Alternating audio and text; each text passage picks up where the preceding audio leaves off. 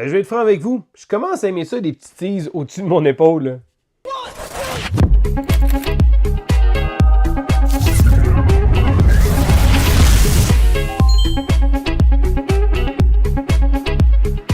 Bonjour amis de l'école du jeu, mon nom est Sylvain et on se retrouve aujourd'hui pour le Quoi de neuf du mois d'août. Alors oui, le segment Quoi de neuf sert à passer en revue les différents jeux que j'ai joués tout au courant du mois et je vous donne mon avis assez rapidement comme ça, histoire de parler du plus de jeux possible. Et des fois, je commence à aimer ça, commencer avec un petit tease. Vous allez voir au-dessus de mon épaule, il y a un jeu de Mass Effect de board game que les précommandes vont commencer sous peu. Donc, j'ai la chance d'avoir une copie un peu à l'avance et c'est certain que je vais vous en parler. Pour ma part, je ne suis pas un grand fan de la série Mass Effect. Je sais que c'est une série de jeux vidéo qu'il y a énormément de gens qui aiment. Je n'y ai jamais joué, mais le jeu, par contre, semble très intéressant parce qu'on parle d'un jeu coopératif avec un système de livres d'aventure. Donc, ça va être quelque chose que je vais parler un peu plus longuement sur la chaîne, éventuellement au courant du mois. Mais là, je vais commencer avec mon segment Quoi de neuf pour vous parler d'une tonne de jeux. Alors, fidèle à mon habitude, je commence toujours avec quelques petites statistiques ludiques. Alors, au courant du mois d'août, j'ai joué 50 parties de 26 jeux différents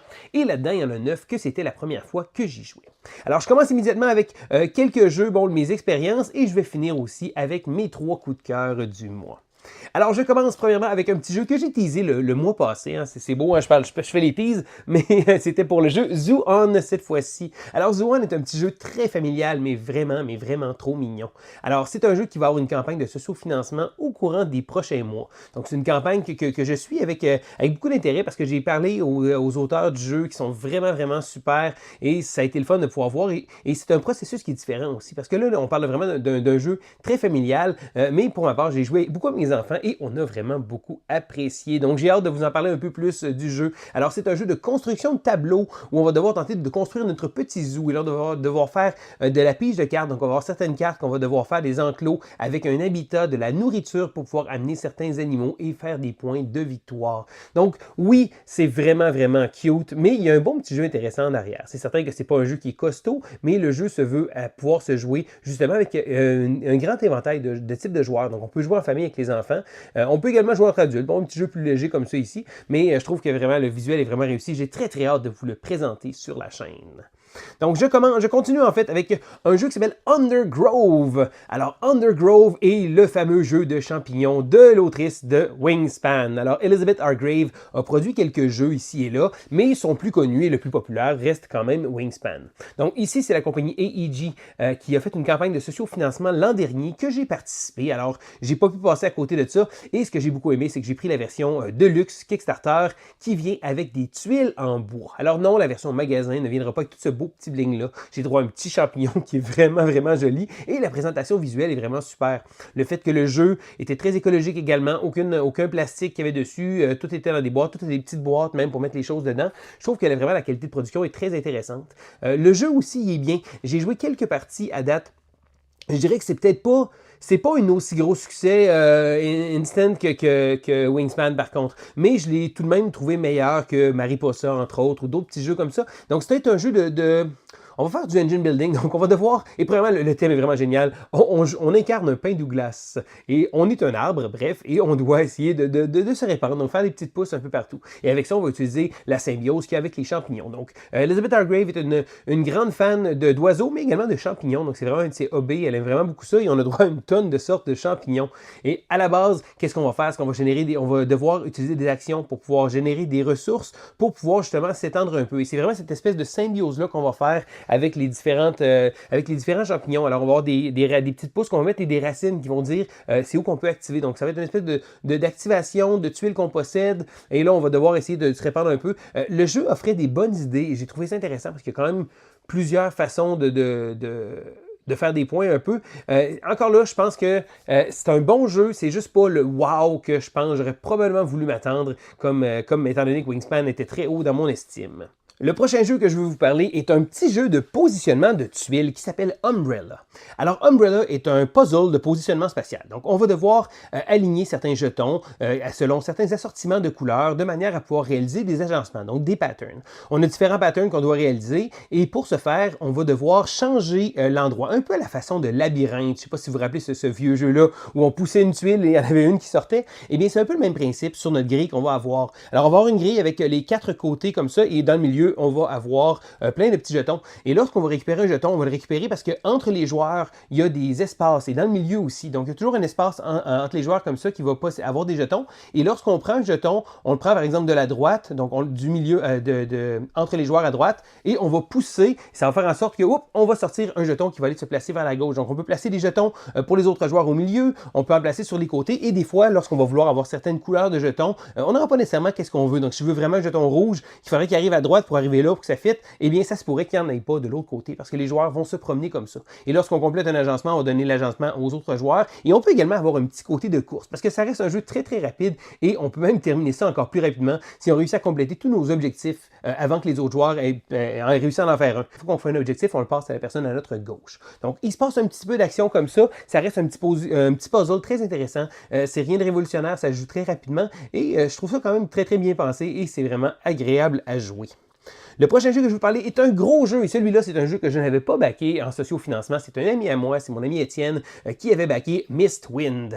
Alors, Mistwind nous a été prononcé comme étant un jeu de baleine magique qu'on va livrer des choses dans le ciel. Et c'est à peu près ça. Alors, premièrement, je tiens à dire, la production est magnifique. On a droit à des espèces de baleines géantes qui volent avec des bateaux dessus. C'est très imaginaire, c'est très, très, on dirait des gros narvals géants. C'est vraiment, vraiment joli. On va devoir placer. Sauf que là, c'est un jeu qui nous demande quand même beaucoup de planification. Parce qu'au début du tour, il y a certains endroits sur tout le tour du plateau qui vont avoir des chiffres. Et on va avoir des ouvriers avec les mêmes chiffres. Donc, si on veut réaliser une certaine action, donc par exemple le 3 qui permet d'avoir des ressources, il faut prendre un jeton 3 et le placer là-dessus. Ça veut dire qu'on va devoir faire des choix parce que dans les 5 jetons qu'on a, un de chaque chiffre de 1 à 5, on va devoir en retirer un. Donc, on se barre une action complètement sur le plateau qu'on ne pourra plus faire pendant ce tour-là. Et cette action-là, habituellement, on finit par vouloir la faire. D'où la bonne planification qu'on doit avoir. Donc, ça demande vraiment une bonne idée de se faire une tête autour de ce jeu-là. J'ai joué seulement une partie. On a trouvé ça le fun. C'était un peu plus costaud à ce qu'on s'attendait. Je me l'étais fait présenter comme un petit jeu de fin de soirée. C'est pas vraiment un petit jeu de fin de soirée, mais ça a quand même très très bien marché. Vraiment du super beau visuel. C'est vraiment vraiment joli, là, la version Kickstarter. Je pense qu'encore une fois, c'est un jeu qui va demander à être joué une autre fois avant de pouvoir me prononcer. Parce que j'ai pas haï ça du tout. Je trouvais que c'est un jeu qui a des bonnes idées. J'ai passé mon temps à me poser des questions, comment réussir à faire arriver les choses. Ça a quand même très très bien marché pour moi d'ailleurs. J'ai eu vraiment un score incroyable. Mais je pense que ça va être à rejouer. Je continue avec un jeu que je vous ai parlé sur la chaîne qui s'appelle The Mandalorian Adventures parce que j'ai fait déjà une vidéo sur le jeu. J'ai joué beaucoup de parties et étonnamment, j'ai seulement joué en solitaire. Donc, j'ai pas encore joué à ce jeu-là avec d'autres joueurs, mais c'est un jeu coopératif dans l'univers de Star Wars qui reprend la saison 1 de la série du Mandalorian. Si vous n'aimez pas Star Wars, vous n'aimez pas Mandalorian, c'est probablement pas le jeu qui va être vraiment pour vous. Mécaniquement, ça reste un très très bon jeu, mais le thème est vraiment là pour pouvoir bonifier l'expérience de jeu qu'on va avoir avec The Mandalorian. Ce que j'ai aimé, c'est que je n'étais pas sûr au début, et là, bon, pas tout à fait un spoiler, mais dans le livre de base, il y a 4 missions. Et là, je me disais, 4 missions, ça risque d'être un peu limité. Eh bien non, sachez qu'on débarre certaines choses. C'est pas un jeu Legacy, mais on va débloquer différentes choses à travers les parties, et après ça, on va avoir droit à avoir beaucoup plus que 4 missions. Donc, on a vraiment des permutations et des variantes qu'on peut faire. Il y a vraiment des petits plus dans des petites enveloppes qui vont être faites lorsqu'on va terminer la première run, si on veut, à travers le scénario. Et c'est pour ça que j'ai décidé de jouer. Je voulais vraiment voir tout ce que le jeu avait nous offrir. Et c'est vraiment un bon jeu. C'est le fun à mettre en place. C'est pas un Gloomhaven, Jaws of the Lion. C'est pas un jeu qui va détrôner des gros jeux lourds parce qu'on parle d'un jeu de gestion de cartes avec différentes actions, mais j'ai bien aimé comment c'était apporté. Je trouve que ça se roule très très bien et c'est le genre de jeu que je vais conserver dans ma collection, ça c'est sûr. Ceux qui suivent la chaîne et commencent à me connaître un peu savent que j'aime beaucoup les jeux de type économique. Alors des jeux de manipulation de marché où on va faire fluctuer la valeur de différentes commodités tout au courant de la partie. Alors le jeu que je vous parle, c'est le jeu Stock Exchange. Le jeu le fait, mais avec un thème très original parce que C'est des fleurs! Alors on se transforme en jardinier et on doit cueillir des fleurs de manière à pouvoir faire monter la valeur de ces dernières. Donc on va avoir derrière notre paravent un nombre de jetons qui va être notre portfolio essentiellement. Donc à la fin de la partie, on va multiplier la valeur de chacun des jetons selon le nombre qu'on a et ça va déterminer notre score de fin de partie. Pendant la partie, on va planter des fleurs, on va cueillir des fleurs qui vont faire monter leurs différentes valeurs. La twist intéressante du jeu, c'est qu'à la fin de la partie, la fleur qui vaut le plus cher, donc qui vaut le plus de points, va être coupée de moitié. Donc il faut miser sur le deuxième. La deuxième position, c'est une bonne chose à aller parce que si on met tous nos œufs dans le même panier, on risque de se faire avoir à la fin de la partie. Du beau matériel, une grosse boîte par exemple, parce que le jeu vient des paravents qu'on peut conserver en étant monté. Bon, est-ce que c'était nécessaire? Non, mais le jeu a quand même des belles pièces de bois et c'est un jeu qui est vraiment agréable à manipuler. Donc le thème est très léger, le fait d'amener une idée de manipulation de marché comme ça, avec un thème vraiment cute, je trouve que ça marche très très bien. Alors j'ai joué seulement 2 parties, je compte y rejouer. C'est un genre de jeu que j'ai hâte d'essayer de jouer à 5 joueurs aussi, parce que c'est le genre de type de jeu qui se prête très très bien à être joué avec un grand inventaire de joueurs, parce que ça va faire un peu manipuler tout le long de la partie, donc on ne sait pas trop où est-ce qu'on s'enligne. Alors c'est une série de jeux que je commence à en avoir beaucoup, d'ailleurs à un moment donné je vais probablement vous réserver un top sur mes jeux de manipulation de marché ou de commodité favoris, mais Stalk Exchange se démarque avec son superbe thème, donc j'ai vraiment eu beaucoup de plaisir à y jouer. Je continue avec des jeux que j'avais déjà joués et certains que ça faisait très longtemps que je n'y avais pas rejoué. J'ai ressorti pour quelques parties Lost Cities. Alors Lost Cities est un jeu à 2 joueurs du célèbre designer Reiner Knizia qui a produit à peu près une tonne de jeux pendant sa carrière et qui continue d'en faire tout le temps. Alors Lost Cities est probablement ce que je pourrais qualifier comme étant un des meilleurs jeux à 2 joueurs de toute l'histoire des jeux de société. Et là, la barre est haute parce que c'est un jeu vraiment incroyable. Dans Lost Cities, c'est un jeu où on va devoir tenter de faire des expéditions. Alors, on a des cartes qui sont numérotées et lorsqu'on ouvre une expédition d'une des 5 couleurs qui est disponible, on va pouvoir commencer à faire des points. Cependant, si on n'a pas assez de cartes ou des cartes de haute valeur dans ces différentes choses-là, on va en perdre. Et là, c'est une gestion de manipulation de cartes qu'on va devoir faire parce qu'à notre tour, on doit obligatoirement jouer une carte et en piger une. On peut les jouer de notre côté, mais on peut également les jouer dans le milieu. Sauf que dites-vous que si la carte n'est pas intéressante pour vous, elle l'est probablement pour votre adversaire parce qu'on va devoir choisir, essayer d'aller chercher. Donc, ça se pourrait qu'on conserve des cartes dans notre main juste pour éviter de les donner à l'adversaire. Ça devient une gestion de main très très difficile et de devoir obligatoirement jouer quelque chose, c'est crève-cœur, un jeu très rapide, très simple. Si vous ne connaissez pas Lost Cities, c'est vraiment un classique. C'est un jeu qui est vraiment exceptionnel, mais qui peut être frustrant aussi. Je continue avec un jeu que je vous ai parlé probablement au courant des derniers Quoi de Neuf, mais j'ai comme envie encore de vous en parler, Civilization New Dawn. Ce qui est drôle avec Civilization New Dawn, c'est que j'avais fait une vidéo il y a plusieurs années et je m'étais débarrassé de ma copie du jeu. J'avais joué quelques parties, j'avais fait le tour, j'étais passé à autre chose. L'extension vient changer énormément de choses et depuis que j'ai l'extension, j'ai rejoué beaucoup de parties de jeu-là et j'ai énormément de plaisir. Alors premièrement, je tiens à dire, si on s'attend à un Clash of Culture, c'est pas Clash of Culture, c'est un jeu de civilisation, oui, mais c'est une course aux objectifs. Donc non, on n'aura pas une domination mondiale qu'on va faire, mais c'est un jeu qui fait en sorte que la durée est relativement raisonnable pour ce qu'on va établir. Donc on va établir des unités, on va se déplacer, on va pouvoir faire des combats, on va pouvoir développer un arbre technologique avec une série de cartes qui fonctionne un peu comme Ark Nova. En fait, c'est plus le contraire. Ark Nova fonctionne comme ce jeu-là. C'est eux qui l'avaient fait en premier, mais c'était brillant comme concept d'utilisation de cartes qu'on avait. Donc, Civilization New Dawn fait encore partie de ma rotation. Je suis très content d'y rejouer. L'extension vient bien bonifier beaucoup de choses parce que l'extension ajoute un aspect diplomatique, un aspect militaire un peu plus présent, de l'exploration, donc plein de choses qui manquaient pour que ce soit un vrai 4X. Eh bien là, ils ont vraiment réussi. C'est dommage parce que le jeu est déjà sorti il y a plusieurs années et il est rendu pas mal oublié, je pense. C'est pas un jeu qui va se hisser parmi les meilleurs jeux de tous les temps des gens, mais pour ma part, je suis vraiment content d'avoir renoué avec ce jeu-là. Le prochain jeu que je vais vous parler, c'est un jeu qui s'appelle Robot Quest Arena. C'est les seuls moments que je l'appelle comme ça, et comme je vous le dis tout le temps, dans mon cœur, c'est Robot Wars. Alors j'en ai parlé lors d'une vidéo des meilleurs jeux, des meilleures productions de 2023, parce que c'est ça que ça tombe dans une catégorie, une superbe production. On a droit à un deck builder d'arena, donc on va avoir des robots et on va devoir s'attaquer avec des cartes comme ça, on va construire notre deck. C'est vraiment Robot Wars, des robots qui se tapochent. C'est vraiment le fun à jouer avec beaucoup de monde, et c'est un jeu qui sort très bien. Oui, c'est très chaotique, c'est du carnage un peu, mais je trouve ça vraiment le fun de la manière que c'est fait, et le jeu a droit à des figurines de robots qui sont déjà peintes, déjà magnifiques, des gros robots chunky qui sont le fun à manipuler. Donc on se déplace tout le tour du plateau. Le jeu a beaucoup de rejouabilité. D'ailleurs, il y avait une campagne sur GameFound pour une big box, plus de choses, plus de ça. Je suis encore hésitant à savoir si je vais le prendre. Le late pledge est ouvert et ça me travaille pas mal. Et à chaque fois que j'y rejoue, je me rends compte que j'ai beaucoup de plaisir à jouer à ce jeu-là. Je continue avec un autre jeu de robots, cette fois-ci, Raising Robots. Alors, Raising Robots, lorsqu'il est sorti l'an dernier, j'ai joué énormément à ce jeu-là parce que c'est un mélange un peu de... Il y a un petit côté de Wingspan, il y a un petit côté Race for the Galaxy avec la gestion des actions, et ça fait en sorte qu'on a droit à un engine builder, un tableau builder, vraiment comme je les aime. Donc, Raising Robots tombe directement dans mes cordes. Le truc, c'est que j'y ai joué énormément quand il est sorti, quand il est arrivé sur Kickstarter, et après ça, bon, il tombait un peu dans les limbes, un peu en attendant. Et là, j'ai rejoué, on a joué à 3 joueurs la partie, je pense qu'elle a duré 45 minutes, c'était clutch, c'était rapide, c'était le fun.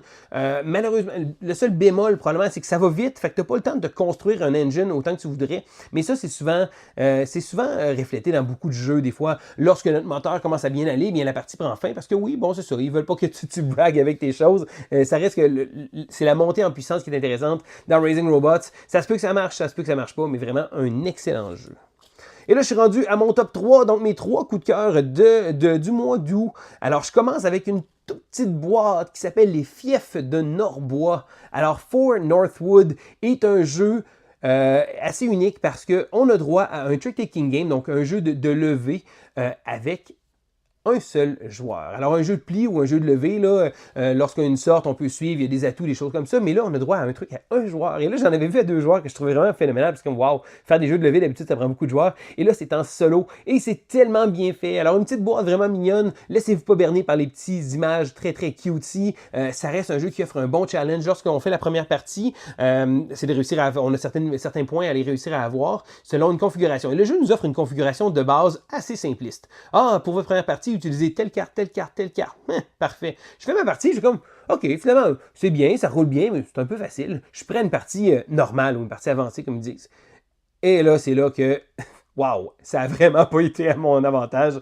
C'est un petit jeu bien pensé, c'est brillant. Bon oui, c'est certain que selon les cartes qu'on va avoir à certaines levées, des choses comme ça reste un jeu de cartes. Mais je trouve que pour avoir réussi à faire un jeu comme ça, en solitaire, je trouve que c'est vraiment, vraiment génial. Kudos pour l'idée, je trouve ça vraiment, vraiment... c'est très original et c'est pour ça qu'il fait mon top, parce que j'ai joué plusieurs parties. Je continue avec le numéro 2. Slay the Spire. Et oui, Slay the Spire, qui est drôle parce que ce jeu-là, c'est un jeu vidéo à l'origine. Si vous ne connaissez pas Slay the Spire, jeu vidéo disponible sur pratiquement toutes les consoles, même sur votre téléphone portable. C'est un jeu de deck building avec un élément de roguelike. Donc, on va devoir progresser et on va gagner des cartes. Donc, c'est un peu un deck builder, mais là, ils ont fait un espèce de jeu d'aventure avec ça qui fait en sorte qu'on fait nos parties et après ça, si on réussit, on perd, eh bien, on recommence la prochaine partie, on recommence avec un deck tout neuf. Donc, on construit notre deck tout au courant de la partie. Ce qui est drôle, c'est que c'était un jeu vidéo à l'origine, et là, le jeu vidéo est devenu un board game, et le jeu vidéo émulait déjà ce qui était un board game, donc là, on a droit à une vraie version de Slay the Spire. Alors, j'étais pas trop sûr. J'ai découvert Slay the Spire sur le tard pas mal, en application sur ma Switch, et j'ai vraiment, vraiment beaucoup joué, j'ai vraiment adoré ça. Je sais qu'il y a une tonne de jeux différents qui utilisent ce même concept-là de deck building sur des consoles, mais je trouvais que Slay the Spire marchait très bien, donc j'étais un peu méfiant, parce que je me disais... Si je pour jouer à Slay the Spire, le jeu est super en jeu vidéo. Puis oui, j'essaie souvent de décrocher des jeux vidéo. Je ne suis pas un gros joueur sur BGA, mais là, c'est un jeu vidéo de base qui est conçu pour ça. La version solo, en fait, c'est bon quand on joue en solo, parce qu'il n'y a pas de version multiplayer. Donc, avec la boîte, le jeu de société, eh bien là, on a le droit de jouer à une partie en coopératif avec des amis. Donc, c'est certain que si je pour jouer en solo, je vais probablement jouer au jeu de vidéo. Mais lorsqu'on joue à plusieurs, c'est vraiment le fun parce qu'on a chacun nos adversaires qu'on va battre. Il y a de l'interaction entre les joueurs pour essayer de réussir à affecter les choses des autres. Et j'ai vraiment, vraiment trouvé ça le fun. J'ai joué un peu avec mon fils qui aime beaucoup le jeu vidéo aussi. Donc, on a eu beaucoup de plaisir. C'est vraiment le fun. J'ai pas encore eu l'occasion d'explorer énormément le jeu, mais c'est certain que je veux continuer à le faire parce que j'aime vraiment, vraiment ce que le jeu nous offre. Et oui, je pense que ça peut être un peu différent quand même du jeu vidéo, malgré le fait que ça partage énormément de son ADN, mais il y a des petites twists différentes qui font en sorte que ça a sa propre saveur, et j'ai vraiment trouvé ça très bien pensé. Le dernier jeu que je veux vous parler dans cette vidéo, c'est mon coup de cœur du mois, et c'est un coup de cœur que je ne m'attendais pas. Je m'attendais à ce que Slay the Spire prenne la place avec des choses comme ça, mais là, on a droit à un jeu qui s'appelle La Rivière de l'Or, River of Gold. Alors, River of Gold est un jeu dans l'univers de Legends of the Five Rings, qui est pas un univers que je connais vraiment, je vais être franc avec vous, je connais zéro pied de barre de cet environnement-là. Donc, pour moi, c'était pas la prémisse de vente de ça, puis c'est un jeu qui qui avait de l'air bien, mais je pense que je ne savais pas trop à quoi m'attendre et j'ai vraiment, vraiment été impressionné. Donc, dans la rivière de l'or, on va devoir être des marchands qui vont se déplacer de port en port. Et là, Legend of Fire Ring prend immédiatement tout le bord. On parle vraiment d'un thème de Japon assez générique, mais le jeu est bien pensé parce qu'on est des marchands et on va devoir s'arrêter à certains ports. Chacune des cases de différents ports qu'on va activer. Donc, on va déplacer nos bateaux en avançant et on a une espèce de gestion qui va se faire avec un dé. Donc, on peut manipuler notre dé, mais le dé va servir à choisir combien de cases on va se déplacer ou encore quelle zone d'effet qu'on peut faire. Et j'ai vraiment, vraiment été impressionné. Je pense qu'un des meilleurs exemples, et c'est drôle dit comme ça, parce que vous allez dire, c'est pas nécessairement une bonne affaire, mais oui, c'est un Monopoly bien pensé. Parce que oui, on va s'arrêter sur différentes cases qui vont bénéficier à d'autres joueurs. On n'a pas besoin de payer des joueurs, mais lorsqu'on construit un port et les autres joueurs s'y arrêtent, on reçoit un petit bénéfice, un petit à côté. Donc, on va faire ça tout au courant de la partie de manière à pouvoir générer ça et ça marche super bien. J'ai vraiment été impressionné par ce jeu-là. Un bon jeu, la durée est vraiment raisonnable. Il offre des décisions intéressantes. On peut construire différents ports à différents endroits. Il y a des spécialistes. Le jeu fait tout plein de choses super bien. Donc, j'ai vraiment été impressionné du fait que c'est beaucoup moins lourd que ce que je m'attendais. Le jeu s'explique incroyablement bien. Habituellement, une partie à 3 joueurs va durer autour de 45 minutes. Je pense que c'est une bonne durée pour ce que le jeu nous offre et j'ai vraiment, vraiment été très impressionné par ce jeu-là. C'est un jeu que je me fais plaisir à montrer à beaucoup de monde. J'ai joué beaucoup de parties et je pense que ça tombe dans la catégorie des jeux que mes attentes n'étaient pas très hautes. Je me dis, ça a l'air bien quand même, mais wow, le jeu fait vraiment bien les choses et c'est pour ça que c'est mon coup de cœur du mois. Alors, je veux savoir maintenant, vous, quels sont les jeux que vous avez joués au courant du mois qui vous ont impressionné? Je veux savoir un peu vos avis. S'il y a des jeux également que j'ai parlé pendant ma vidéo que vous voulez en savoir un peu plus, écrivez-le également dans les commentaires. C'est toujours très agréable de pouvoir vous lire, d'essayer d'interagir avec vous et de découvrir aussi vos coups de cœur, de savoir qu'est-ce que vous avez joué au courant du mois et qu'est-ce que vous avez aimé ou moins. Donc, si jamais vous avez aimé la vidéo d'ailleurs, vous pouvez faire un petit pouce en l'air. Si jamais vous n'êtes pas abonné à la chaîne, eh bien, qu'attendez-vous? C'est un petit clic, mais ça nous encourage beaucoup. Donc, c'était Sylvain pour l'école du jeu et on se dit à la prochaine!